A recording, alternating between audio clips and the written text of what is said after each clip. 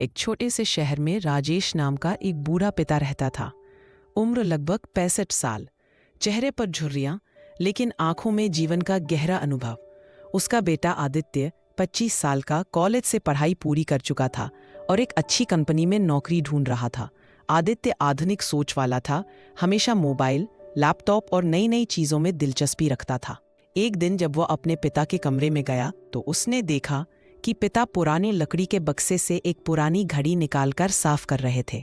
आदित्य हंसते हुए, पापा ये पुरानी घड़ी अभी तक संभाल कर रखी है, ये तो बिल्कुल बेकार हो चुकी है। अब जमाना बदल गया है, लोग स्मार्ट वॉच पहनते हैं जो हेल्थ ट्रैक करती है, कॉल उठाती है, सब करती है। आपकी ये पुरानी घड़ी किस काम की? बेटा ये घड़ी बेकार नहीं है, मेरे लिए बहुत कीमती है, ये मुझे मेरे पिता ने दी थी।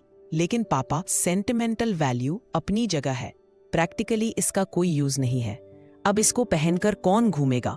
राजेश ने बेटे की आंखों में देखा और धीरे से कहा, बेटा अगर तुझे लगता है कि ये बेकार है तो चल एक काम करते हैं, इस घड़ी को शहर में 3 अलग अलग जगह दिखा आ, फिर आकर बता कि लोग इसकी कितनी कीमत लगाते हैं। कबाड़ी वाला आदित्य घड़ी लेकर पास के कबाड़ी वाले के पास गया। कबाड़ी वाला घड़ी देखकर, अरे भैया ये तो पुरानी घड़ी है, धातु थोड़ी बहुत काम आ सकती है, दूंगा 200 रुपए। आदित्य ने घड़ी वापस रख ली और मन में सोचा, पापा सही कह रहे थे, ये सच में बेकार है। दूसरा अनुभव, घड़ी की दुकान। इसके बाद आदित्य पास की एक घड़ी की दुकान पर पहुंचा। दुकान पर नई नई डिजाइन और ब्रांडेड घड़ियां सजी हुई थी। आदित्य, मेरे पास ये पुरानी घड़ी है, क्या आप खरीदेंगे? दुकानदार ध्यान से देखकर, पुरानी है लेकिन काम कर सकती है, चलो 2000 रुपए दे दूंगा। आदित्य थोड़ा हैरान हुआ, कबाड़ी वाला तो सिर्फ 200 दे रहा था, ये 2000 दे रहा है, यानी कुछ तो खास है। राजेश ने बेटे को तीसरी जगह भेजा, शहर के मशहूर एंटीक कलेक्टर के पास। कलेक्टर एक बूढ़ा आदमी था जिसे पुरानी चीजें इकट्ठा करने का शौक था। आदित्य घड़ी दिखाते हुए, सर ये पुरानी घड़ी है, देखिए जरा।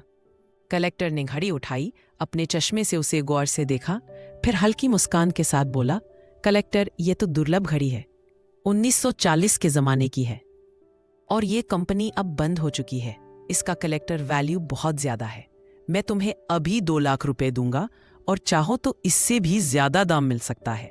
आदित्य दंग रह गया। जिस घड़ी को वह कबाड़ समझ रहा था वही किसी और के लिए लाखों की कीमत रखती थी। आदित्य घर पहुंचा और पिता को सब कुछ बताया। आदित्य हैरानी से, पापा ये कैसे हो सकता है, एक ही घड़ी लेकिन तीनों जगह अलग अलग कीमत। कबाड़ी ने 200 रुपए, दुकानदार ने 2000 रुपए और कलेक्टर ने 2 लाख रुपए। राजेश ने बेटे के कंधे पर हाथ रखकर कहा, राजेश यही तो जिंदगी का सबक है बेटा, हर जगह तुम्हारी कीमत एक जैसी नहीं होगी।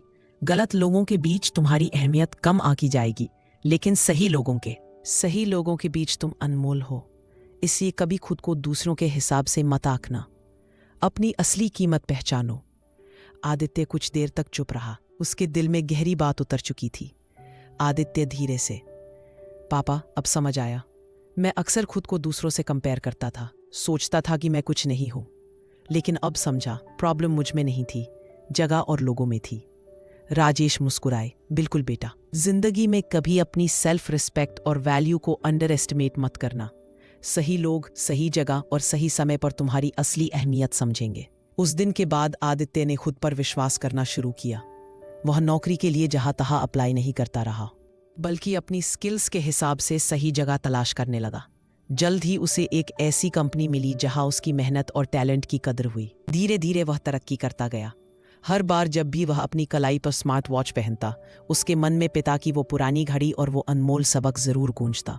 मोरल संदेश, आपकी कीमत हर जगह एक जैसी नहीं होगी। गलत जगह पर लोग आपकी अहमियत कम आंकेंगे, लेकिन सही जगह पर आप अनमोल है।